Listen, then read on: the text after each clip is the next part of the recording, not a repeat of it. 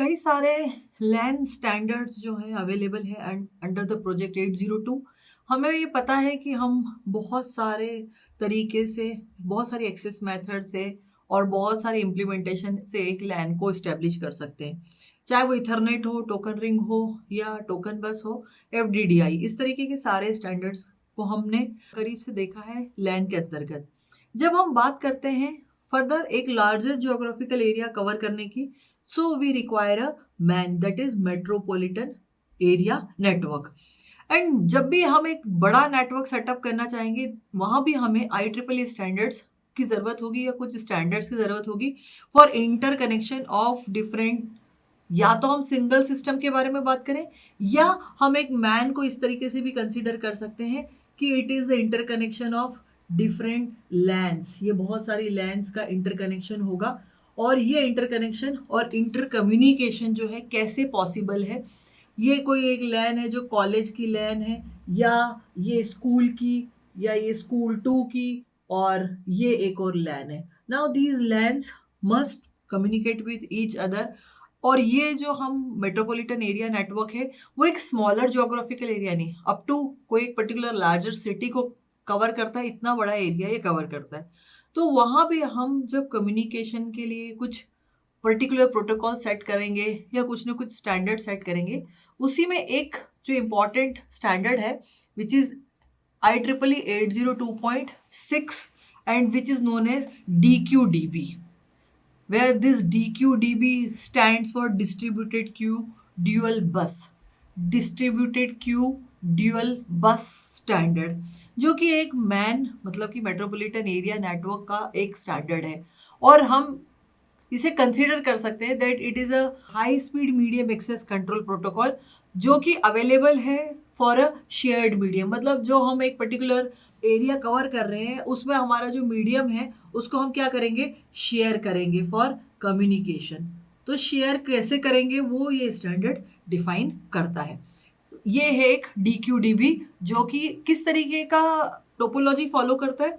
इसमें बस एक बेसिक आपकी जो टोपोलॉजी है वो बस है, लेकिन यहाँ पे एक सिंगल बस के बारे में बात नहीं कर रहे हैं। हम यहाँ पे बात कर रहे हैं दो यूनिडायरेक्शनल बसेस के बारे में, जिसमें टर्मिनल जो है वो इस तरीके से कनेक्ट होता है।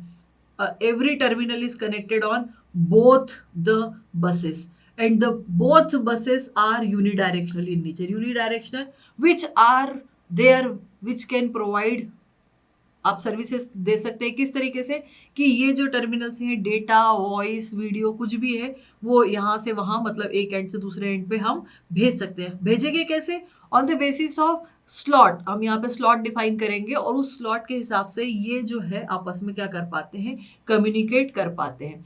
सो ये एक बेसिक स्ट्रक्चर है, जिसे कि हम ये भी कह सकते हैं, ये नाम में ही दिया हुआ है ड्यूअल बस, DQDB। अभी हम डिस्ट्रीब्यूटेड क्यू भी देखेंगे आगे एक्सेस मेथड में, लेकिन ये इसका बस नंबर 1 और ये बस number 2 which gives this a name of dual बस, जिसमें दो बसेस से यूनिडायरेक्शनल इस तरीके से अटैच की जाती है।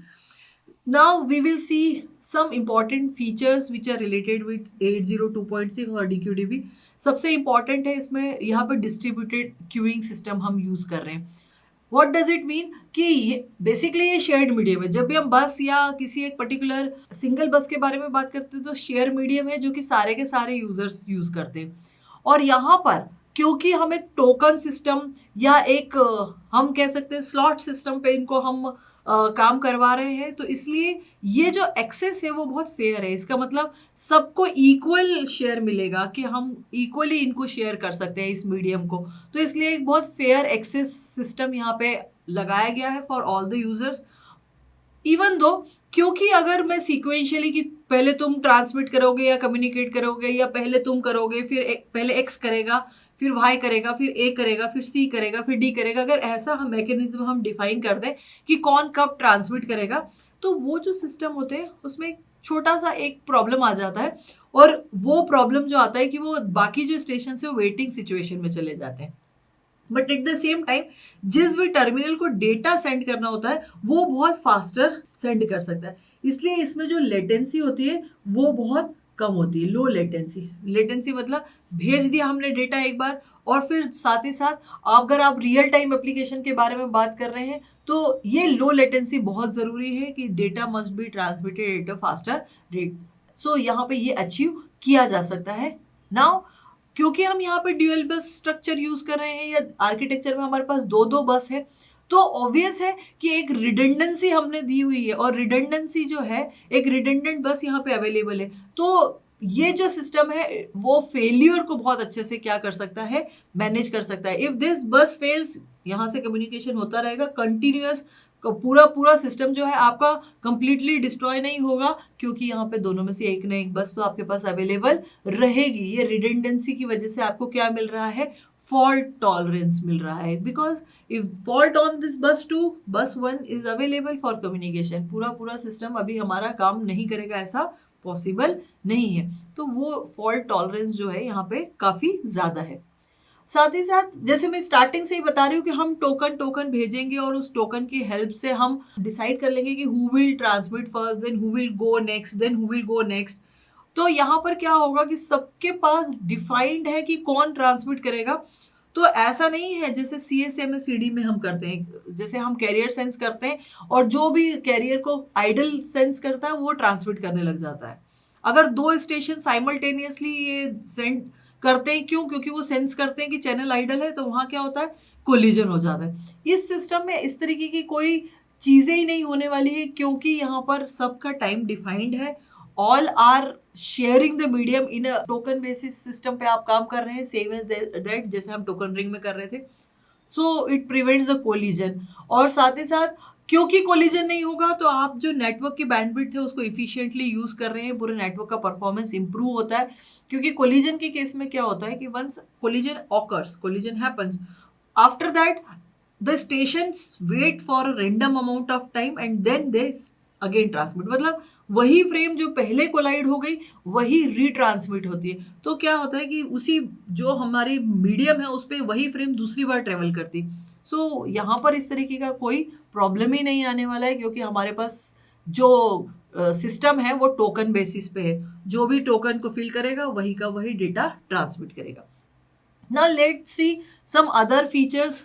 सो यहाँ पर आपके पास और डेटा रेट है तो 155 MBPS का है, जो कि मोस्टली बहुत सारी एप्लीकेशंस के लिए मोर देन सफिशिएंट है। इस तरीके का डेटा रेट है। इसकी length you can extend, maximum length achieve कर सकते हैं 25 किलोमीटर तक की, जो कि सफिशिएंट है फॉर अ मैन, एक मैन नेटवर्क के लिए बहुत जरूरी है। इसका जो फ्रेम स्ट्रक्चर है या जो फ्रेम साइज है वो 4480 बाइट का है, और वो 4480 बाइट जो कि पर्टिकुलर और जितने भी लैन टेक्नोलॉजी या लैन स्टैंडर्ड्स हमने देखी है उसकी फ्रेम साइज से काफी बड़ा है।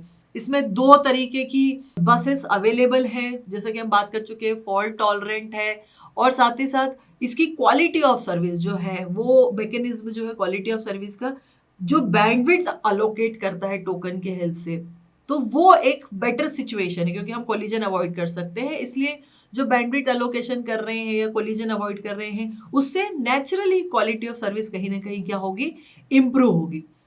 अगर आपको जैसे बार बार मैं एक्सेस मेथड के बारे में बात कर रही हूँ कि ये जो है हम टोकन बेसिस पे कर सकते हैं, तो टोकन तो हमने बना ही दिया, लेकिन उसी के साथ ही साथ हम DQDB जो है दोनों सर्विसेज के लिए यूज कर सकते हैं। वो है कनेक्शन ओरिएंटेड सर्विस और कनेक्शन लेस डेटा सर्विसेज, दोनों के लिए ये बसेस जो है काम कर सकती है। मतलब डेटाग्राम सर्विसेज भी कर सकती है और सर्किट स्विचिंग के लिए भी ये पॉसिबली काम कर सकती है। और एड्रेसिंग की जहां तक बात है तो ये मैक लेयर डिफाइन करेगा कि हर पर्टिकुलर फिजिकल जो पर्टिकुलर स्टेशन है उसका फिजिकल एड्रेस क्या होगा, और यहाँ पर वो 48 बिट का एक मैक एड्रेस जो है हम डिफाइन कर सकते हैं DQDB में। फिर लास्टली कौन कौन से मटेरियल आप इसके लिए बस बनाने के लिए इस्तेमाल कर सकते हैं। आइदर आप एक ट्विस्टेड पेयर, हम या तो twisted pair, unshielded twisted pair या शील्डेड ट्विस्टेड पेयर या फाइबर ऑप्टिक, दोनों ही आप इस्तेमाल कर सकते हैं।